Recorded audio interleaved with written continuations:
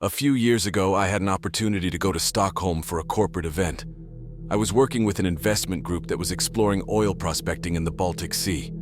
As a junior employee, most of my days were spent playing second fiddle to one of the seniors. So getting a chance to see the world felt like a reward in and of itself. And hey, they didn't skimp out on accommodations. 2 days of work gave me 4 days at an amazing hotel in central Old Town. I know I sound pretentious, but I loved the rustic architecture and the cobblestone streets.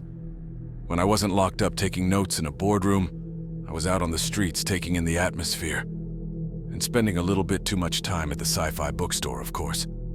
The night before going home, we had a company outing, dinner and drinks all around. I work with people who literally make their living writing tiny paragraphs with shady ink, but you can't say the hatchet men aren't down to clown. Later that night, I was taking the subway back to the hotel. I took the green line going north, back to Old Town. I collapsed in one of the seats, slowly coming to the realization that there is such a thing as too many melon ball shots. The train car had this bright yellow and white interior, unintentionally sobering me up. Classic blue seats with strange geometric details. A few yellow seats, currently unoccupied, reserved for those with special needs. I did a bit of people watching as the stations passed me by. There was this young guy sitting straight across from me. He had a faux hawk and these really thick horn-rimmed glasses. Definitely a fashion statement. To my left was an older woman scrolling through articles on her phone. I saw at least 2 WikiHow articles. It baffles me that even among the older people, most of them speak English. I hadn't met a single person who couldn't understand me. Finally, there was a couple. A man and a woman, sitting alone in the corner, whispering intimately. They had those kinds of faces where you can't tell if they're 16 or 35. They were either made for each other or siblings, and seeing how much they were feeling up one another, I was banking hard on the former. We were about 3 stations out from Old Town when the subway train began to slow down. The operator said something in Swedish through the speaker system, and I noticed the other passengers perk up, even the couple in the corner. I made eye contact with the faux hawk across from me. "Excuse me," I said. Is there something wrong?" "Obstruction on the tracks," he said. "We're going back to switch lanes." The old woman looked up from her phone and smiled. "The thing is very strange," she added. "Yes, very, very strange." She had a distinct voice, slow with hard ORs. I noticed the couple in the corner snickering at her obvious accent. She didn't seem to mind, though. She was just happy to contribute to the discussion. The train moved backwards. The little sign telling us about the next stop went dark. I could hear strange mechanical squealing as wheels turned in ways they weren't used to. I guess even machines can settle into routines, going through the motions. Within a couple of minutes, we were moving again. Everyone settled back into their seats. The old woman kept scrolling on her phone. The faux hawk was staring into the distance, and the young couple whispered and kissed. The whole ordeal had sobered me up pretty well. The couple got up, anticipating the next stop. They looked at the old woman, snickering to themselves. "The thing is very strange," they mocked. "Yes, yes, yes, yes." They laughed, exaggerating her accent. She looked back at them and laughed along. That took the wind out of their sails, and they settled into sarcastic smiles. The train slowed down, and we came upon the next stop. Or so we thought. The whole platform was dark and the doors didn't open. Thinking it was some kind of electrical error, maybe connected to the previously mentioned obstruction, we waited. A few minutes passed and nothing happened. I turned around to look out the window. Something felt off. The station was much shorter than anticipated. Half of the car behind us didn't even reach the platform, and the front end of the forward car was already out the other side. This was no ordinary stop. I figured it might be some kind of service station, but then it would have stopped in a way that the operator could get off. Then, the lights went out. The train powered down. We all brought out our phones, trying to find some kind of emergency exit or button. The man of the couple tried to make a gap in the doors to force them open. His girlfriend scolded him in Swedish, and he stepped back, defeated. She pointed at a hatch and a green handle next to the door. some kind of emergency opening mechanism. Just as she was about to pull it, she stopped. I saw her squinting out the door as if spotting something in the distance. The rest of us did the same, trying to figure out what she was looking at. In the distance, a light flickered. There were people on the platform. I only saw them for a moment, but I counted at least 6. All standing there, motionless. The couple moved away from the door, taking their hands off the emergency exit handle. They backed away and placed themselves on the yellow seats. Immediately, the old woman perked up. Those chairs are for the others, she said. You should not be sitting there. The man of the couple snapped back at her angrily, ranting in Swedish. The old woman nodded, listening intently. I want the everyone to be included, she said. You shouldn't not be rude. The man in the couple looked straight at me. I think. It was hard to tell in the dark. Are you brain damaged? He asked. Not unless you count having melon ball shots, I shrugged. He turned to the faux hawk, asking the same question. Faux hawk didn't engage, no brain damaged people here, the man grinned. I guess we can sit wherever the fuck we want. A pale light on the platform came on, and this time it stayed on. There were way more people than I'd anticipated. I counted 12 off the top of my head, but I could have sworn I saw more of them in the distance. They were all dressed in black, hoodies, leather jackets. Some had balaclavas, others had white scarves, all wearing gloves and standing perfectly still, distributed evenly throughout the small platform. I could see their chests rising and falling. It almost looked synchronized. One of them stood out. She was a bit shorter and thinner than the rest, possibly a teenager. She had this dark gray windbreaker covered in white handprints. Her head was covered in a black stretch fabric. It didn't even have a cutout for the eyes. It took me a few seconds to realize she was holding something. She held a black and red cable, one in each hand. A car battery rested on the dirt-stained floor tiles next to her. Everyone jumped out of their seats to look out the window.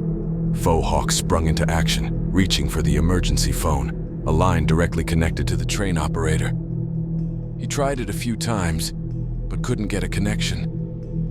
The woman of the couple pulled out her phone, but couldn't get a signal. She held the phone up high and walked around, grunting with frustration. Every now and then she'd look back out the window, making her pace faster. Faux hawk pointed to the back of the train car. Reception sucks around Old Town, he said. Try the back. She did, but there was nothing. A single bar of reception flickered on and off. Meanwhile, the people on the platform hadn't moved a muscle. The emergency phone rang. We all looked at one another. The couple seemed paler, and Faux hawk had a bead of sweat running down the side of his temple. The old woman squinted, as if trying to discern some detail about the people outside.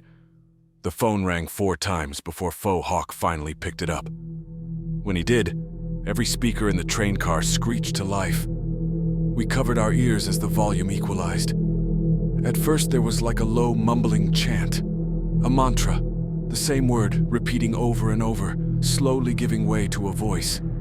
A young woman, speaking with a long, drawn-out drawl, like someone stretching after a long sleep.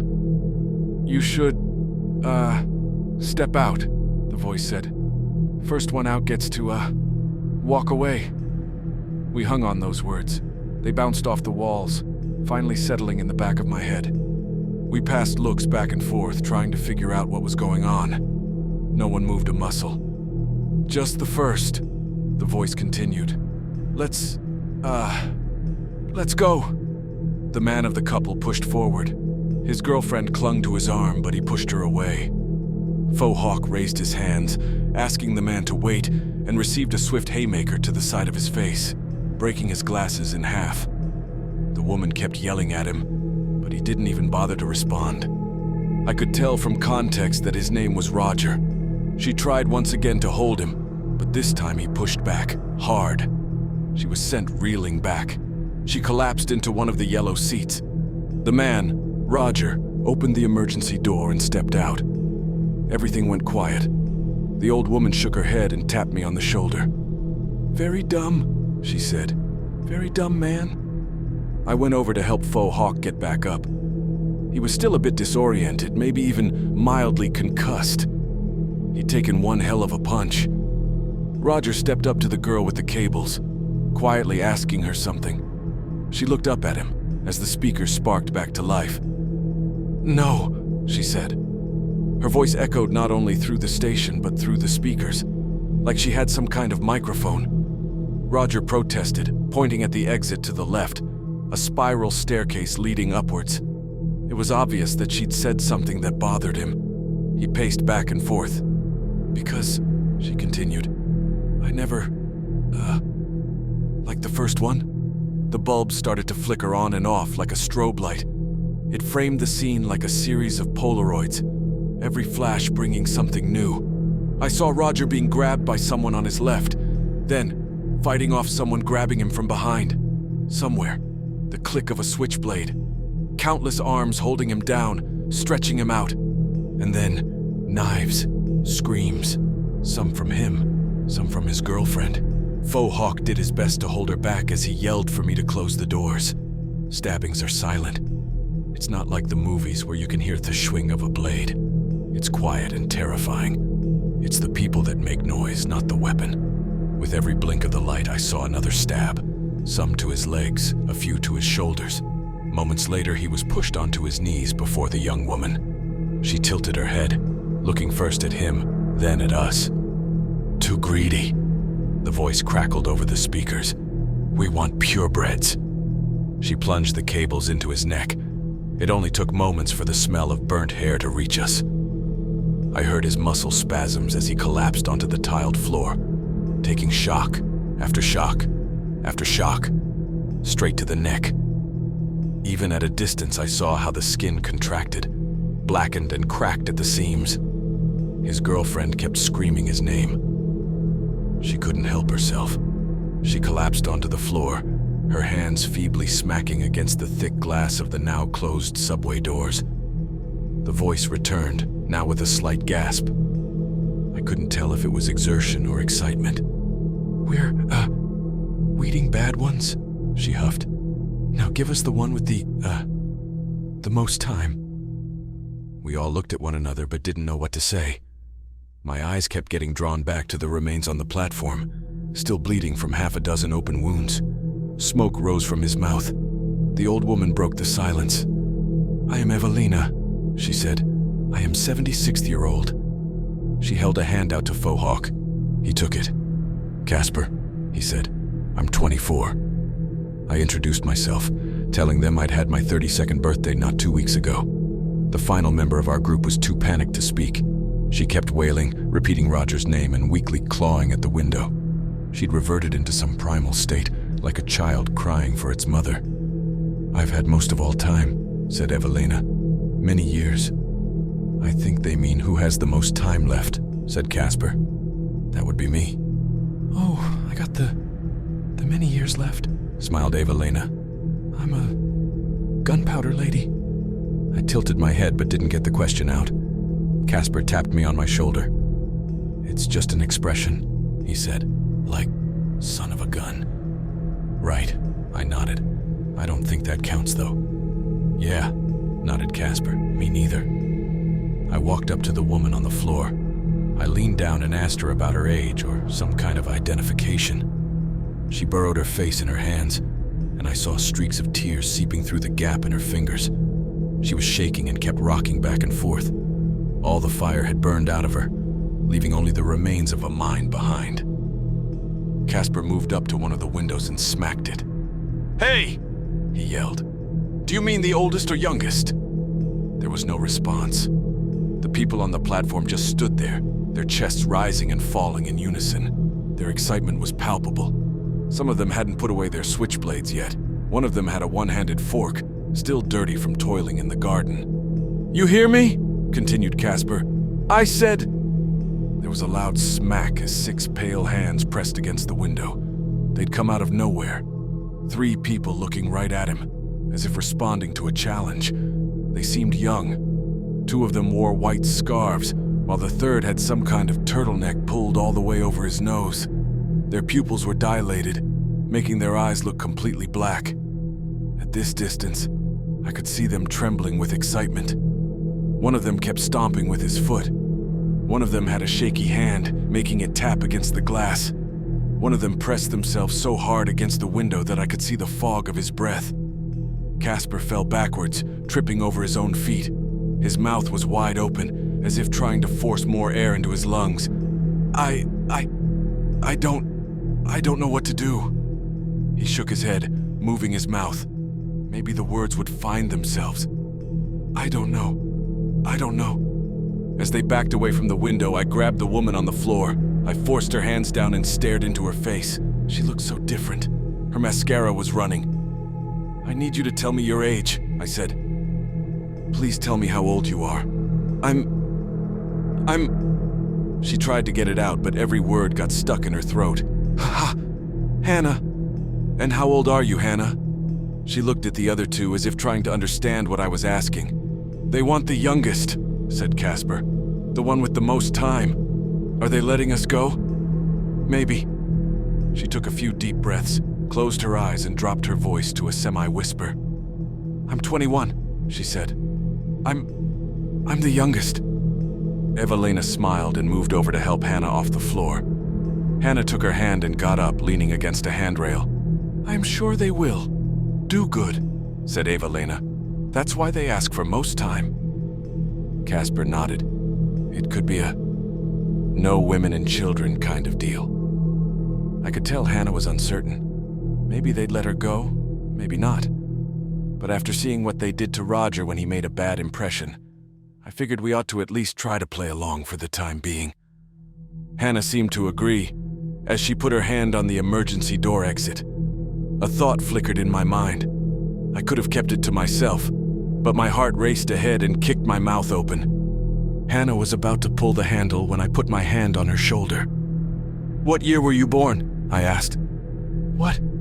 You're 21. So what year were you born? She stopped. Her eyes moved back and forth between us as if scanning for an answer. I can't think, she said. What does it matter? Just answer the question.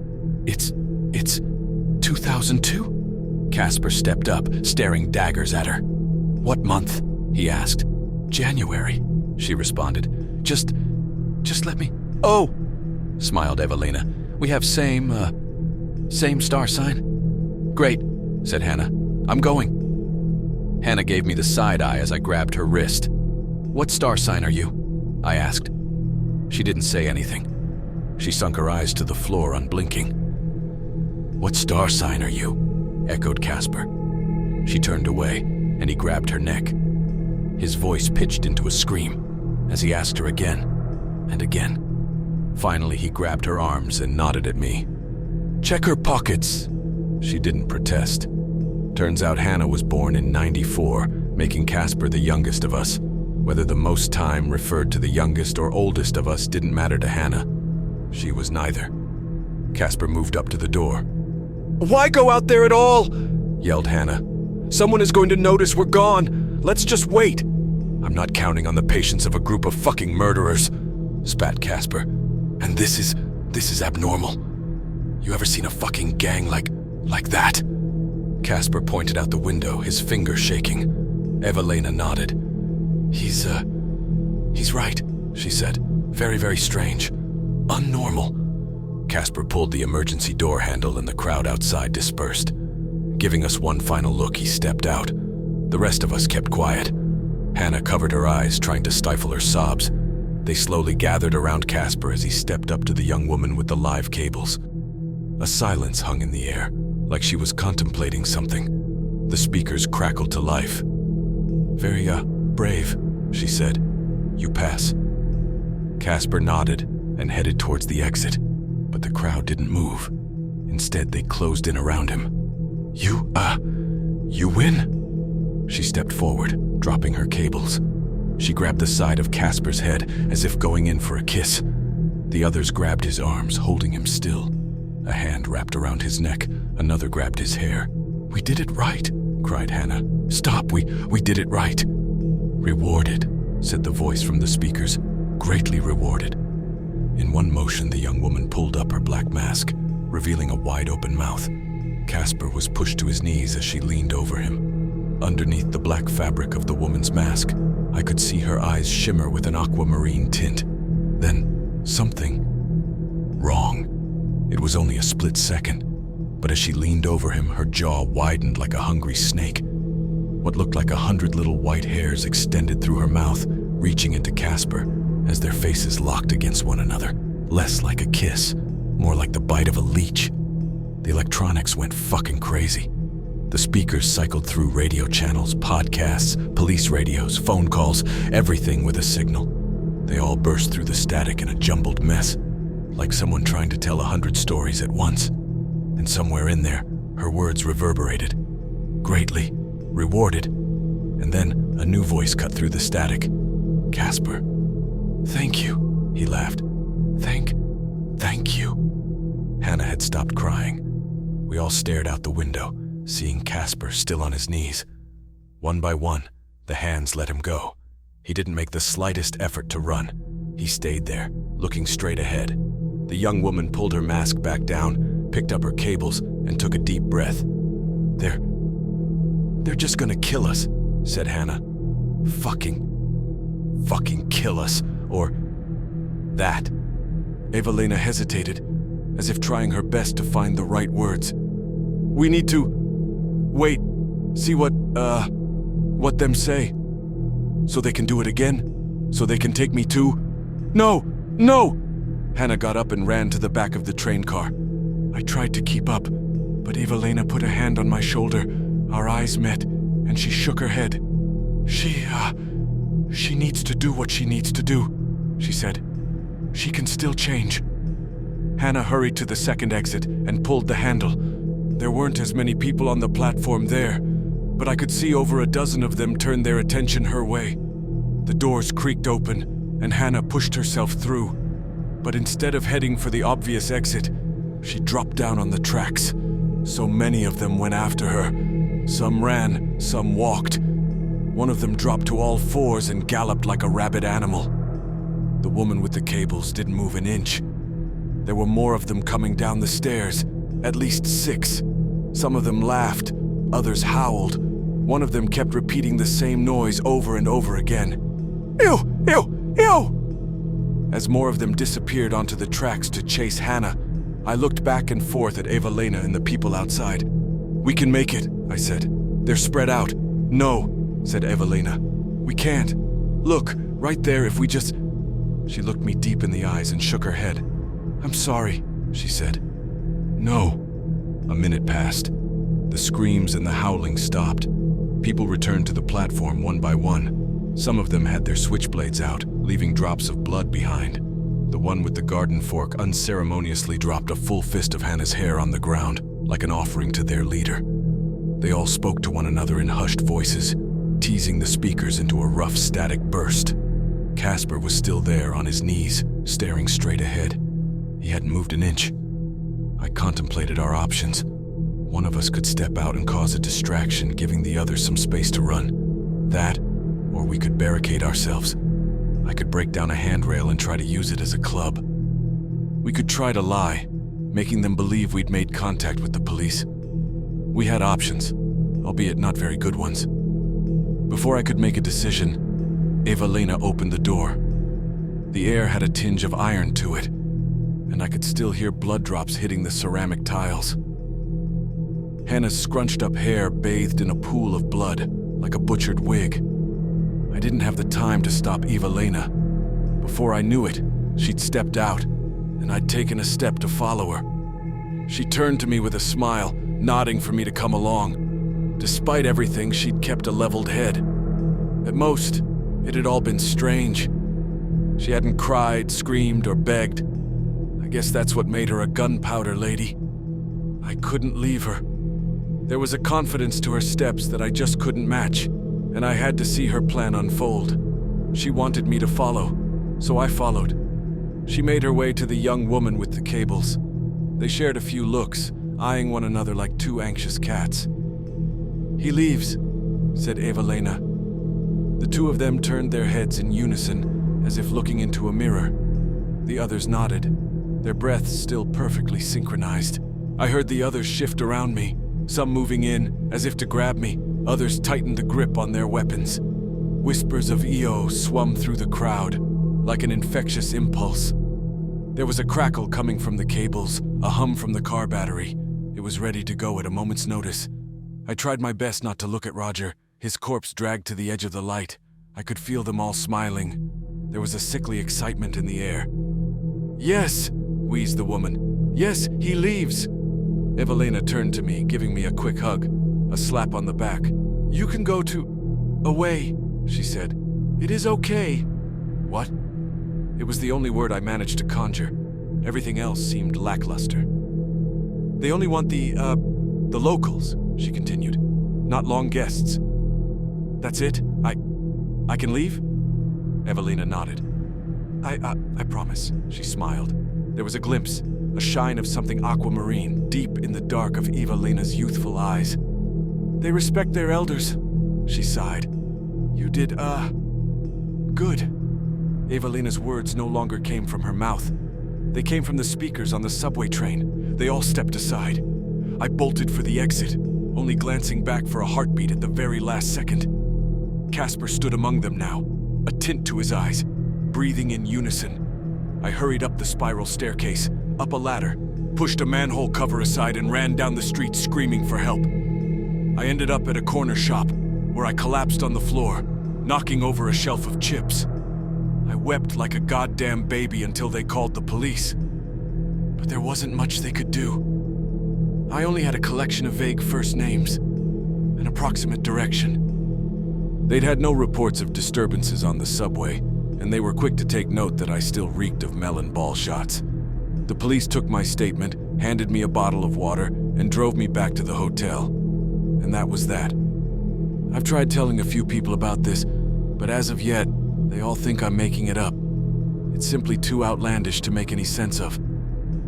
I don't know what kind of bizarre recruitment drive I survived that night, but I won't be back to ask questions anytime soon. I hope you never meet these people, in any capacity. But I ask you to look a little closer.